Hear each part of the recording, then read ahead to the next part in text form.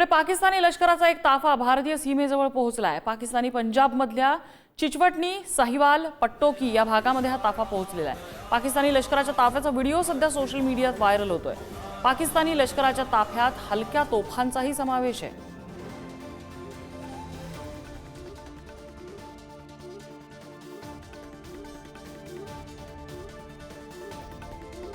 लष्कराची मोठमोठी वाहनं या सीमा भागात पोहोचलेली आहेत। अनेक वाहनांवरती हलक्या तोफा सुद्धा माउंट केलेल्या आहेत। युद्ध सामग्री पाकिस्तान सीमेच्या दिशेने वळवताना दिसतंय।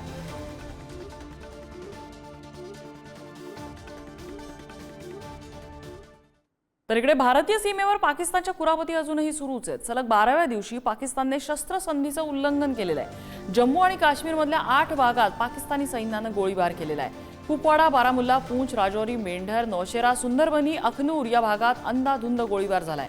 त्यामुळे एलओसीवर सध्या तणावाचं वातावरण आहे। भारतीय सैन्याने सुद्धा पाकिस्तान्यांना चोख प्रत्युत्तर दिलंय।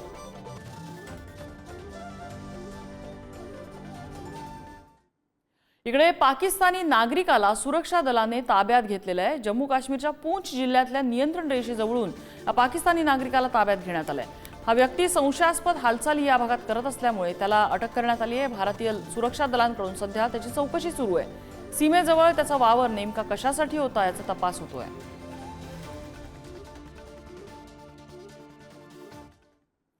पुढच्या बातमीकडे वळणार आहोत। बातमी आहे भारतीय कमांडरच्या जबरदस्त स्ट्राईकची।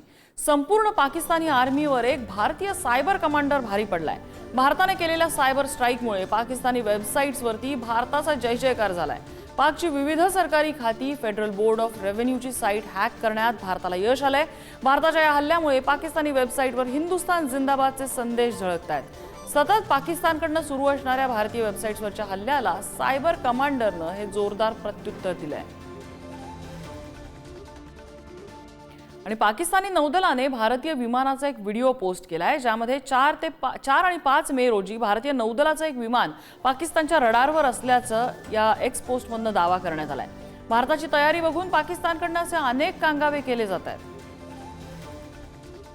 भारतीय नौदलाचं P-8I हे रेकी करणारं विमान हे रडारवर आल्याचा दावा पाकिस्ताननं केलेला आहे।